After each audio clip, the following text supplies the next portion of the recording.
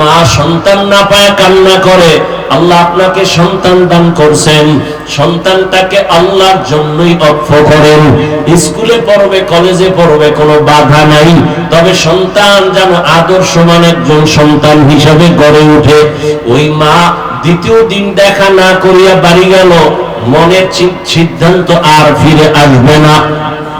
বাড়ি যাওয়ার পরে মায়ের অন্তরে আবার সেই দুঃখ, কই আমার সন্তান, এক নজর না দেখলে আমি মা কেন যেন আমার ঘুম হয় না। আম্মাজান একদিন আব্বাজানের বিছানার পাশে রাতে শুইয়া শুইয়া কান্না করে। আব্বাজান বলে, বেবি কান্না করো কেন? বলে, মনের মধ্যে একটা দুঃখ। কি দুঃখ? বলে, আজ 1 সপ্তাহ হয়েছে আমার সন্তান আমাকে মা বলে ডাক দেয় না। মা বলে ডাক দেয় না কেন? আমি সন্তানের অন্যায়ের উপর একটা ধমক দিয়েছি, ওই সন্তান আমার সাথে অভিমান কইরা আমাকে আর ডাক দেয় না।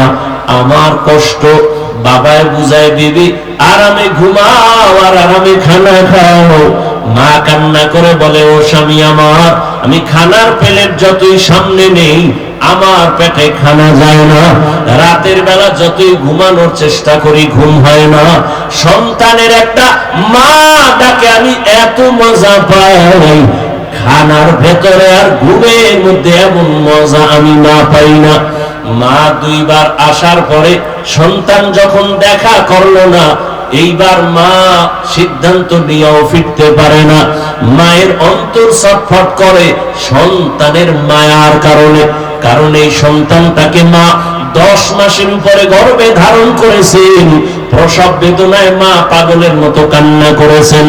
মনে হয় 7 আসমানের বোঝা মায়ের মাথার উপর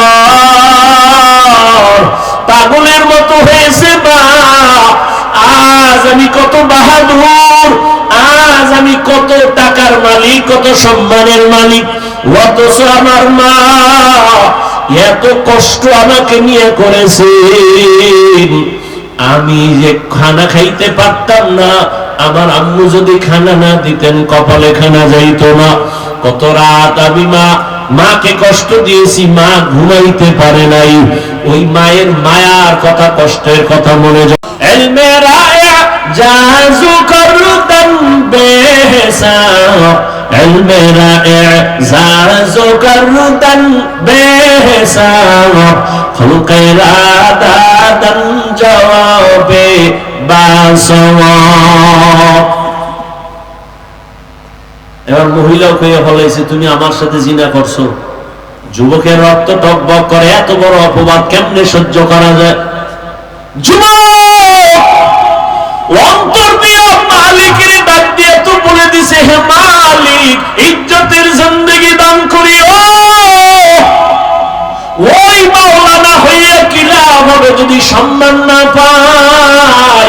ওই ইলমের বাহাদুরি করে কি লাভ হবে যদি ইলম আমাকে বিনয়ী করতে না পারে? ওই ইলম দিয়ে আমার কোনো দাম নাই যে ইলম আমাকে অহংকারী করে দেয়। এজন্য রহমতের নবী বারবার দোয়া করতেন, আল্লাহুম্মা ইন্নী আসআলুকা ইলমান নাফিআ। ও আল্লাহ, ওই ইলম আমাকে দান করো যে ইলম আমার উপকার হবে, উম্মতের উপকার হবে। ইলম যদি আমাকে অন্তরকে বিনয়ী করতে না পারে, ওই ইলমটা ইলমে নাফি না। ইলম যদি আমাকে গীবতের জবান বন্ধ করে দিতে না পারে, ওই ইলম আমার জন্য নাফি না। আমার ইলম যদি আমাকে অহংকার মুক্ত করে না দেয়, ওই ইলম আমার জন্য ইলমে নাফি না। এই জন্যই তো হাকিমুল উম্মত মুজাদ্দিদুল মিল্লাত আশরাফ আলী থানভী বলেন, তুমি মাওলানা হইয়াও খেদমতে যাইও না, একজন খাঁটি আল্লাহ ওয়ালার সোহবতে 1 বছর সময় লাগাও। কারণ দুনিয়াতে জেনারেল লাইনে যারা বড় ডাক্তার হতে চায়, লেখাপড়া সার্টিফিকেট যথেষ্ট না, একজন অভিজ্ঞ ডাক্তারের পেছনে প্র্যাকটিক্যাল সময় দিতে হয়। ঠিক দুনিয়ার লাইনে বান্দা লেখাপড়া আর সার্টিফিকেট তোমার সম্মান আসবে না, মা বাবার দোয়া নাও, আলেমদের নেক নজর লাগাও, তাহলে সম্মানের দরজা আরো বাড়তেই থাকবে, বাড়তেই থাকবে। থানবী রহমাতুল্লাহ আলাইকে তার সাথী ভাইরা জিজ্ঞাসা করে, ও আশরাফ আলী থানবী ভাই, তুমিও তো যেই এলেম শিখছো ওই এলেম তো আমিও শিখছি, একসাথেই তো লেখাপড়া করলাম, তুমিও বুখারী পড়ছো আমিও বুখারী পড়লাম, তুমিও মুসলিম পড়ছো আমিও মুসলিম পড়লাম, অথচ তোমার কাছে তো মানুষের ভিড় কেন, আমাদের কাছে কোনো মানুষই নাই। থানবী জবাব দেয়, তোমরা করেছো কুতুববিনী, আমি করেছি কুতুববিনী, তোমরা দেখো কিতাব আর আমি আশরাফ আলী দেখি কুতুব, অর্থাৎ কিতাব ওয়ালা, এদের চেহারা দেখি, আল্লাহ ওয়ালাদের চেহারায় বরকত, আল্লাহ ওয়ালাদের নজরের মধ্যে পাওয়ার আছে, ওই পাওয়ার দিয়ে যখন তাকায় কলবের পাওয়ার বেড়ে যায়। এরে নবীর আশিক উম্মতের দল, ওই যুবক আল্লাহর কাছে দোয়া করেছেন, আল্লাহ ইজ্জতের জীবন দান করো, মাথার মধ্যে হঠাৎ আল্লাহ একটা জবাব দিয়ে দিলেন এই বিপদকালে, অন্তরে একটা জবাব এসে গেছে এই বিপদ থেকে বাঁচার জন্য। এই মেয়ে, আমার নামে মিথ্যা অপবাদ দিছো, ঠিক আছে, বাচ্চাটা আমার হাতে দে। এবার জেনাকারিনী মহিলার বাচ্চাটা নিজের হাতে নিয়ে এভাবে উঠাইয়া আকাশের মালিকের দিয়ে তাকাইয়া কয়, হে মালিক, এই জিনাকারী মহিলা মিথ্যা বলতেছে, তুমি এই বাচ্চাটার জবান খুলিয়া দাও, এই বাচ্চা যেন বলতে পারে কে ওর বাবা। এই কথা বললা ডাক দিয়ে কয়, বাচ্চা কথা বল তোর বাবাকে। বলতে দেরি, বাচ্চার জবান খুলে যাইতে দেরি না, বাচ্চা সবার সামনে চিৎকার দিয়ে কয়, আমার বাবা তুমি না, ওই রাখাল। এই কথা বলার উপরে ওই মেয়েটাকে ধরে এলাকাবাসী বেঁধে ফেললো। আল্লাহ কয়, তাকায়া দেখ, মায়ের কথা অমান্য করলে কি হয়, আমি আল্লাহ সামনে দেখায় দিলাম। যত বড় বুজুর্গই হও না কেন, মা বাবার দোয়া ছাড়া বুজুর্গি টিকে না, যত বড়ই নেতা হও না কেন, মা বাবার নেক দোয়া না থাকলে নেতাগিরি চলবে না। আর মা বাবা যারে বেশি দোয়া দেয়, ওই নেতা হোক আর যাই হোক, কোনোদিন আলেমের সাথে বেয়াদবি করবে না, ওলামায়ে কেরামের সাথে বেয়াদবি করবে না।